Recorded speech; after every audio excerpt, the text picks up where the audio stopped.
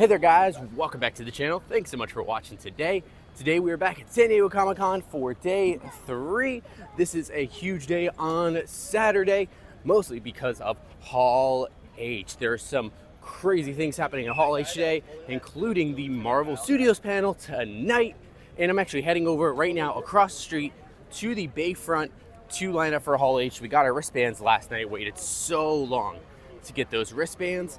So I'm gonna be heading over to that line. Right behind me, there are the tents that people are already lined up for, but I have to go across the street because that's kind of the overflow line. So we'll get in that line, we'll be waiting, and today we'll pretty much be in Hall H the entire day. So most of the content, pretty much all the content, will be from there, so we won't be able to walk the show floor much. It is about 8:20 now, and we are starting to move in this line. We were back at the park past the Ratty Shell, back by those basketball courts where we lined up last night. Now we're making our way over to the convention center, probably over by where the tents are for the Hall H lineup. And then we'll probably wait there for, I guess, another hour until they start letting people in, or at least we'll go to another line that's closer. We are now on the move over to Hall H. Hello, San Diego Comic-Con Hall H. How you doing? I am Tiffany Smith, and I am so incredibly excited to be here for the Berserker panel. Without any further ado, I am going to get this panel started and bring out the team behind Berserker. Does that sound good? Yes! All right, you guys, give everyone a very warm Hall H welcome. First up, it is my absolute pleasure to introduce the publisher of Random House Worlds, the publisher behind the Berserker novel, Keith Clayton. Next up, the president of development at Boom Studios and producer on the Berserker film, Stephen Christie. Then we've got Boom Studios' incredible editor-in-chief and the editor of the Berserker comic book series, Matt Gagnon. And the superstar known for his defining work on iconic characters like Wolverine, Captain America, Daredevil, Mr. Ron Garney.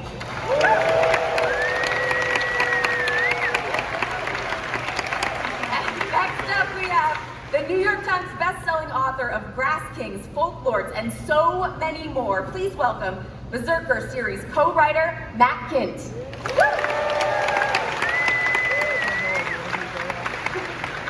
And of course, Berserker's creator, please give a very huge Comic-Con Hall H welcome back to Keanu Reeves.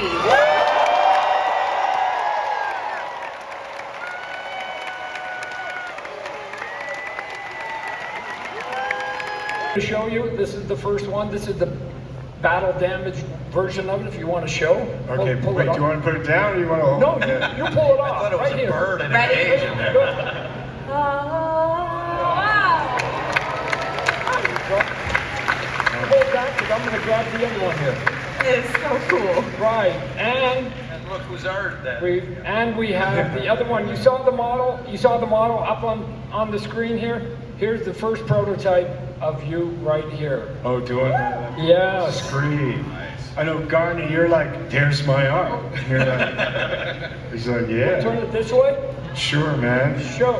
So I was actually able to sneak away to the show floor because if you are in Hall H, they have something called a re-entry pass, which is actually this little thing right here. They give you a ticket and you're able to come back during that panel time that you leave during, but you have to come back during that panel, otherwise you won't get back in. But I decided to come over and check out the Boom Studios booth a little bit after seeing that Berserker panel. That was pretty cool to see some of the stuff that they have on sale, like some of the merchandise they have available, also seeing if there's any like cool stuff they're going to be doing here. And then I also wanted to go check out the book that they announced that they had just released, because they have it signed by Keanu Reeves and the other author. So I thought that was really cool. So let's check out what they have over here at Boom Studios. For Berserker, it looks like they have some convention exclusive comics. That looks super cool.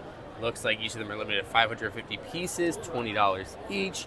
And it looks like there's some other limited drop ones as well. You have some other like paint and pen and ink versions as well.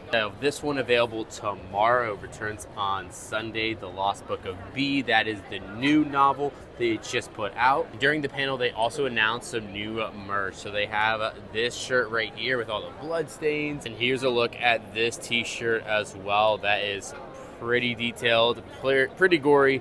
And it says Berserker on the bottom. And over here at the Penguin Random House booth, they do have the book available here, the signed convention edition for $100. A little bit of a different look, but definitely looks pretty sick. This is the brand new book that just released. They also have the regular version as well, but if you're gonna get it, you might as well get it signed by Keanu Reeves. One of the things I've been wanting to check out all weekend has been the Toddland booth, but every time I come by, the line was capped.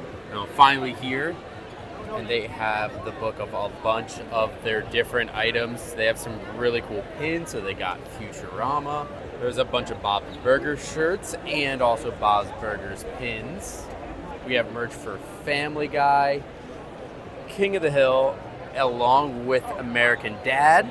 And then one of my favorite collections they have is Solar Opposites. They have some great shirts and pins. They also have stuff for the Great North, along with Minecraft. We've been in All Age almost all day. Saw some pretty decent panels, but right now is when it gets good. We have the Penguin, and then up next after that, Marvel Studios we'll be waiting all day for. Only left these seats once each, so it's about time that these panels start. We are so excited. Saturday afternoon at Comic-Con, this is when it gets serious. You guys are the real ones. Yes, you are in for a treat today. My name is Josh Horowitz. Yes, I host a podcast called Happy, Sad, Confused, but today it is my honor to help introduce you to the world of the Penguin. Are you guys ready for this? So if you're like me, you obviously love the world of the Batman as created by the great Matt Reeves. Of course you do. And if you're like me, you were blown away by what Mr. Colin Farrell did. Yes! With this iconic character, and maybe you wanted more. Well, the good news is you're getting a lot more. You're getting an 8-part limited series for HBO called The Penguin. I've gotten a sneak peek at this. It's freaking awesome, guys. So without any further ado, please give a warm Hall H welcome to our panelists. First up is showrunner and executive producer Lauren Bafranc, everybody. Give it up. Please give a warm welcome to executive producer Dylan Clark, everybody. We need some amazing cast members here. Renzi Feliz, join us please. Renzi, come on out. You are going to be blown away by the wonderful Kristen Milioti. Kristen, come on out. This man is a genius. Prosthetic makeup designer Mike Marino is here. And of course, we have to have the executive producer, the man who created this amazing new universe with the Batman. It's Matt Reeves, everybody. Come on.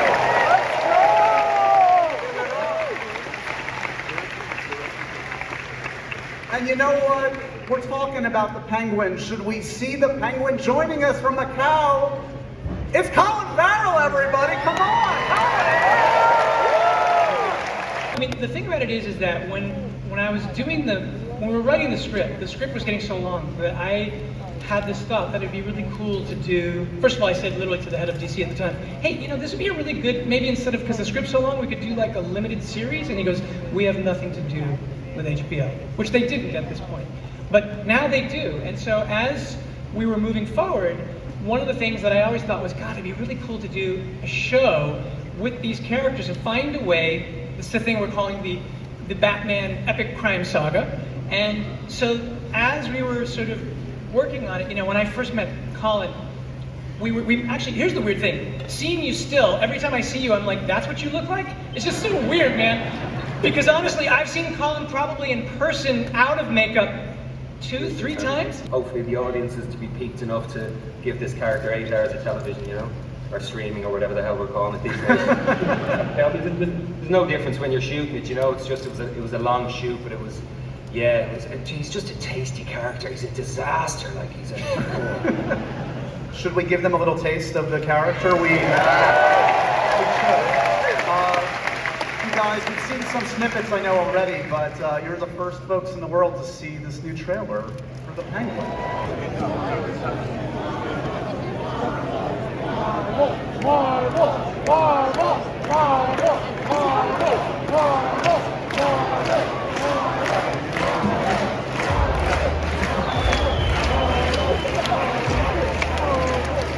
I just want to get a quick temperature.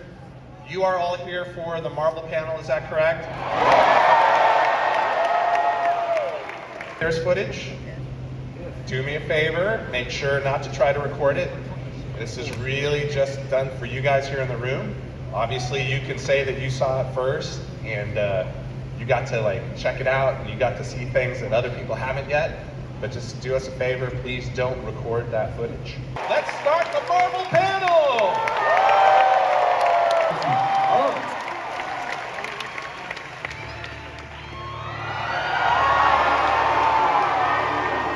Look at this. Thanks, guys. Unbelievable. Wow. Look at all these Deadpools. Holy Toledo. I saw a Bob Ross Deadpool. I saw a Woody Deadpool. Did anybody see a Peter Pool? Was there a Peter Pool out there anywhere? No? No, Greatest Showman Pool. I saw that. But I wanted the Peter Pool. Hey man, Rob Delaney. Peter Pool's gonna be our moderator today. That team did an amazing job. Just minutes ago, it became the #1 R-rated opening weekend of all time. And at the same time, the Marvel Cinematic Universe, of which Deadpool and Wolverine was our 34th, just crossed $30 billion at the box office, which is crazy. Like that Hall H doesn't just look back. We've looked back. Deadpool and Wolverine's in theaters. Hall H looks forward. And what is coming up next? So today we're going to talk about 3 movies we have coming out in 2025, the first of which is Captain America, Brave New World. Ladies and gentlemen, welcome to the stage, please, Mr. Tim Blake Nelson.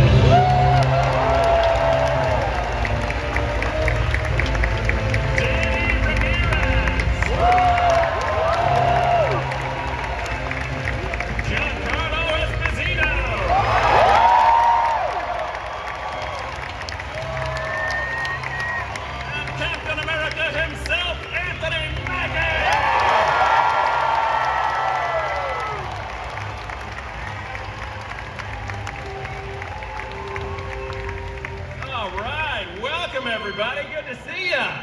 We got somebody way more cool and a little bit red. Hey, Mr. President!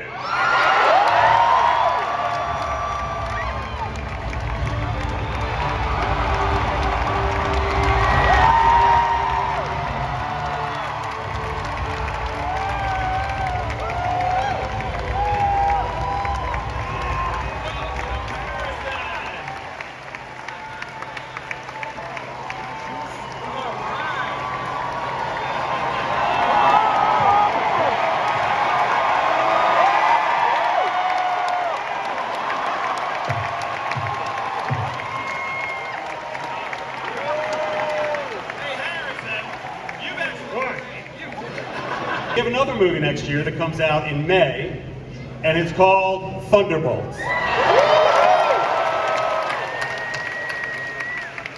Okay.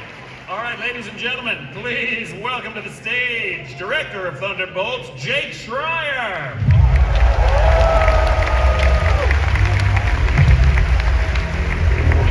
Geraldine Viswanathan.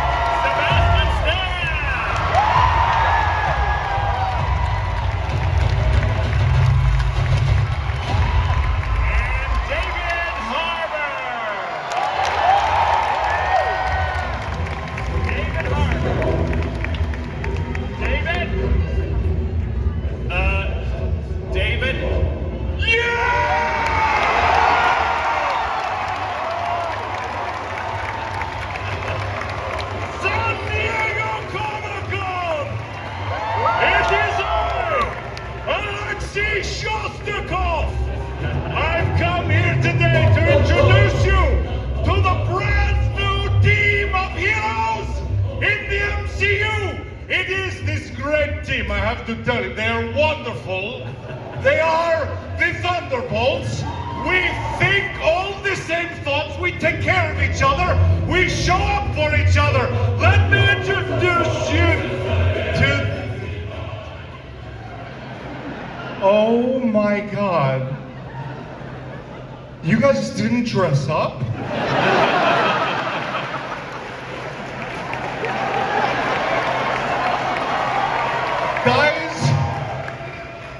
Guys, I sent that email, and we all said we were gonna dress up because it was Comic-Con. Sebastian, you said when I couldn't rewrite your monologue in that pivotal scene in Act 2 that you would dress up. My number. You guys were the worst. Nobody dressed up except for Julia. Thank you, Julia. Oh my God! Guys, I'm so embarrassed! Well, thank you, but I'm out of here. Thanks a lot, guys. Really appreciate it. God, Florence Pugh. You think that girl has your back and she just really doesn't? Okay, She doesn't want to wear a turn green this mic jump. off, please. If we could just thank you. Somebody said something about my hat. 1 year from today, exactly 1 year from this weekend, we are releasing the first, Marvel's first family into the MCU, the Fantastic Four. We have not even started filming this yet. It starts filming Tuesday in the UK. Pedro was there and sent a picture with all of them. You saw that online. But our director was willing to fly all through the night to be here with you, ladies and gentlemen, our director, Matt Shackman.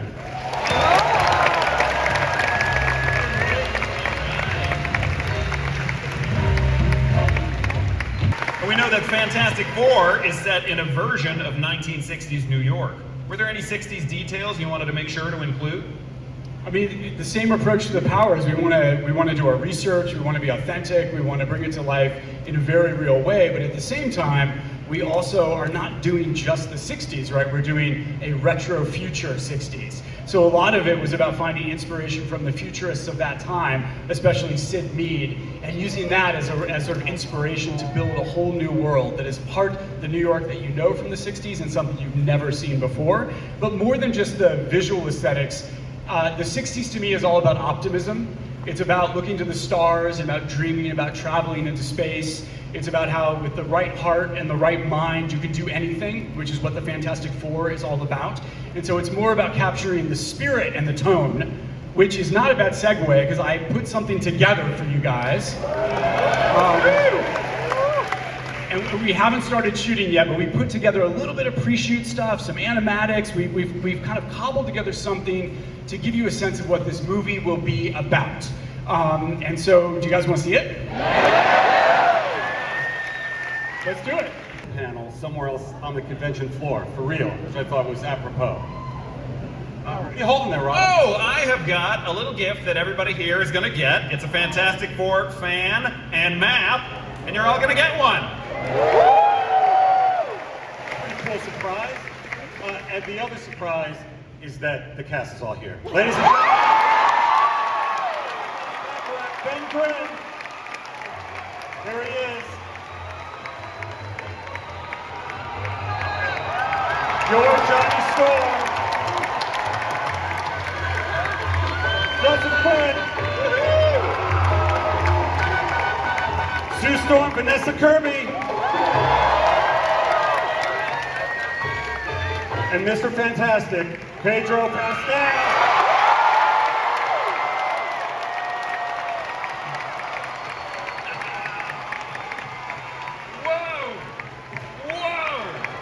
By the way, this is the first time, all in public, Marvel's first family. They literally have to fly back, but the good thing about that is they have their own Fantastic car, which will take them back to the UK, hopefully, very, very quickly.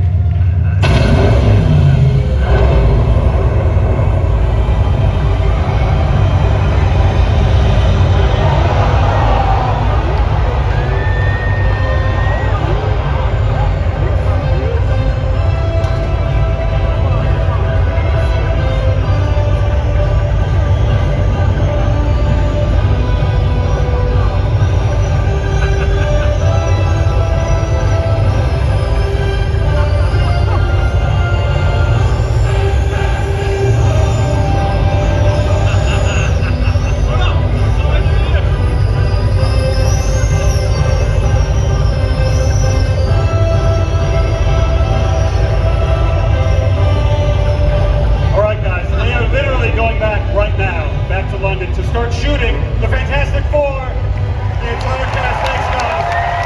Thank you. Thanks so much. This is the best. I'll catch a ride. Thank you. The Fantastic Four cast and many other members you've seen today will also be appearing in the 2 Avengers films that we're making. Yes, yes. You want to hear a little bit about the Avenger films? You know, one thing that people have been asking of late is who the heck is going to direct these 2 movies?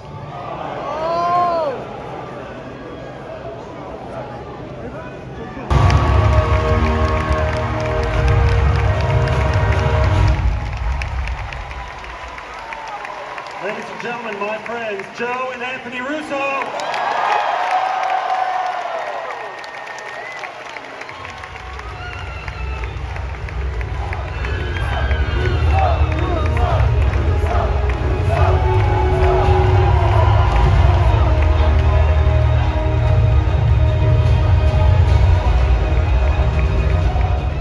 Oh my God, we missed you guys.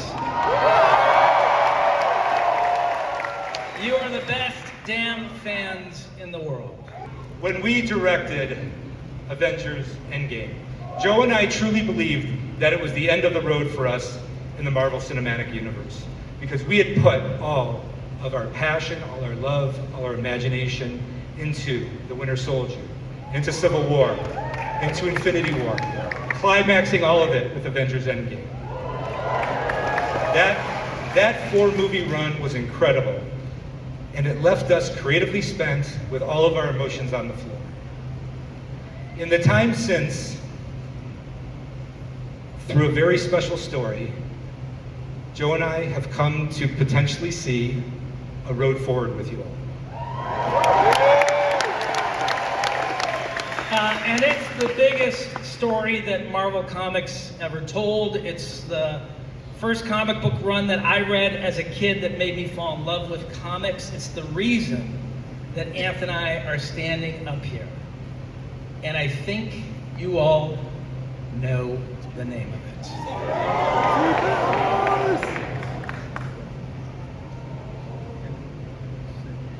The name is...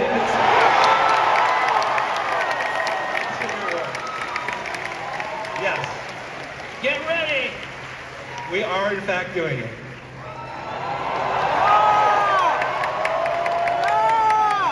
I bet you didn't see that coming, did you? As fans of the comic know, Secret Wars is incredibly ambitious. The magnitude of the filmmaking, the vastness of the storytelling, world-colliding epicness, all of this made Joe and I understand that we would need to make another essential movie first in order for all of us to be ready for Secret Wars. Yep, there is one very, very important character that is required to do Secret Wars justice. And it's a character that Marvel has not introduced yet. And it could be the most important character in all of the Marvel Universe.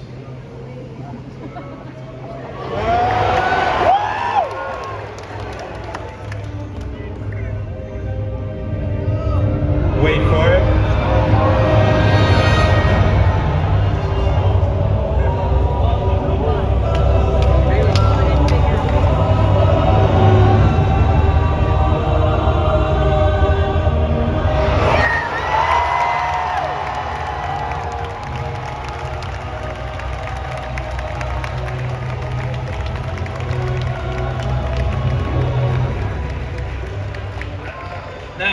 Listen, if we're gonna bring Victor Von Doom to the screen, and he is one of the more complex characters in all of comics, right, Kevin?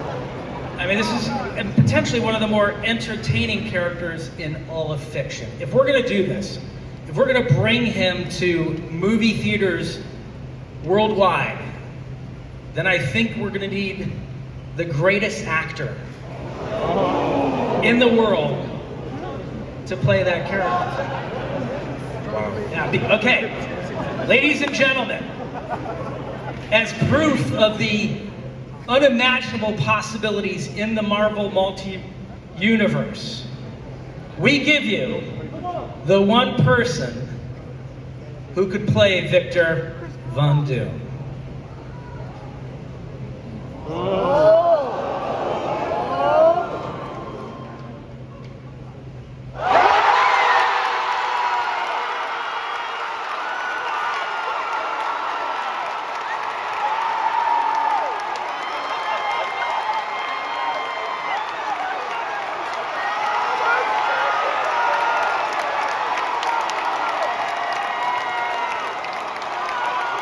New mask. Same task. What can I tell you? I like playing complicated characters.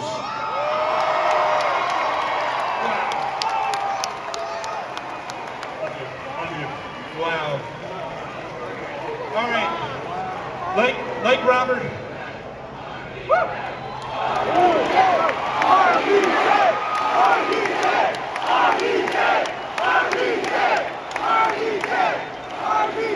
Yeah, like Robert said, new mask, same task, and the task for all of us, including everybody in this room together, is for us to help create the greatest possible experience that we can all have together in a movie theater.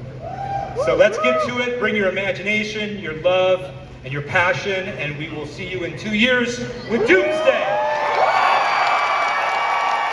Thank you very much. Wonderful. Good work. Thank you. Thank you. As always, Hall H. Yes.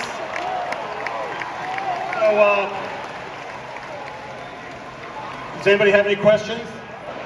No. All right, everybody, thank you. Thanks so much. One more big loud cheer and welcome Kevin Smith to the stage.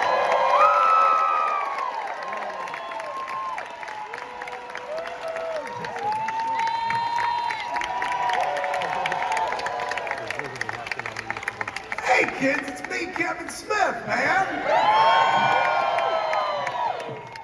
Happy Comic-Con. Is everyone having a great con so far? Who was here for the Marvel panel? They totally ruined my panel because I too had an army of Dr. Dooms to bring out. Fucking now it looks like they stole my thunder. That was astounding. That was honestly like one of those moments that I'll remember for the rest of my life. And I don't mean that facetiously, man. Like, I love this shit, like everybody in this room. There's a reason we pay so much money and dodge traffic and stand in long lines and shit like that during this celebration of the popular arts, because it's deep in our fucking hearts. It's not just something we watch and consume like content. As I was sitting there watching the Russo brothers reel, like I was remembering amazing memories over the course of the last 10 years that still fucking give me thrills, man. So when they brought out an army of Dr. Dooms, I was like, oh, this fucking rocks. And then when they were like, the name of the Avengers movie is Doomsday, I was like, oh my God, this fucking rocks. And I'm starting to get turgid at that point, man. Just like, not all the way, but just it's starting to move. Then they revealed who's playing fucking Dr. Doom, and it's Robert Downey Jr. And I got so moist, it was nuts. Oh my God, man, he was like right there when I was backstage, because honestly, the only reason I do the Hall H Q&A anymore is so I could go to the Marvel panel before. You know, nobody, y'all know my story. I've been doing this shit like, this is my 29th year at Comic-Con. Thank you. I cannot imagine there's anything anybody still doesn't know about me at this point and stuff.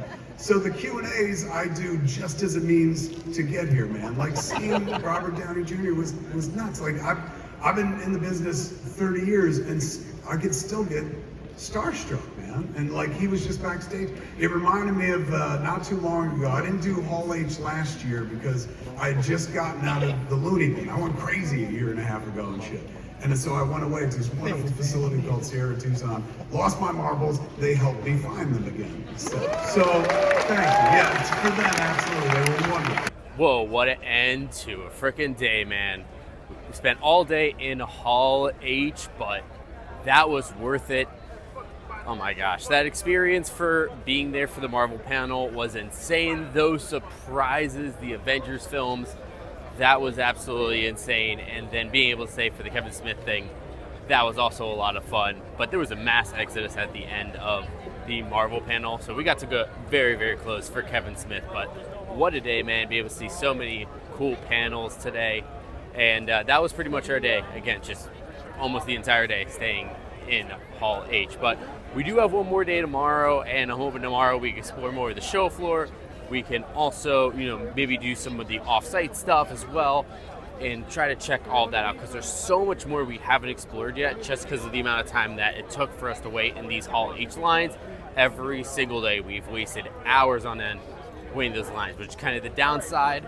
So when you're coming here, you have to pick and choose how you want to use your time. We decided to use our time waiting for Hall H, doing these big experiences. I think it ended up being worth it for us, but there's a lot of stuff that we ended up missing, so there is that downside. Once again, we will be back tomorrow for more adventures on the final day of San Diego Comic-Con, but that is day 3 in the books tonight. We're gonna call it a night, go grab something to eat over in the gas lamp, dressed up, be back tomorrow morning to finish out our San Diego Comic-Con weekend. But thank you guys so much for watching today. If you did enjoy the video, make sure to leave it a like. Also hit that subscribe button so you continue to follow us with all of the awesome adventures we have here at San Diego Comic-Con and all that we have left over tomorrow.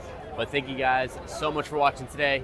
And as always, we'll see you again real soon.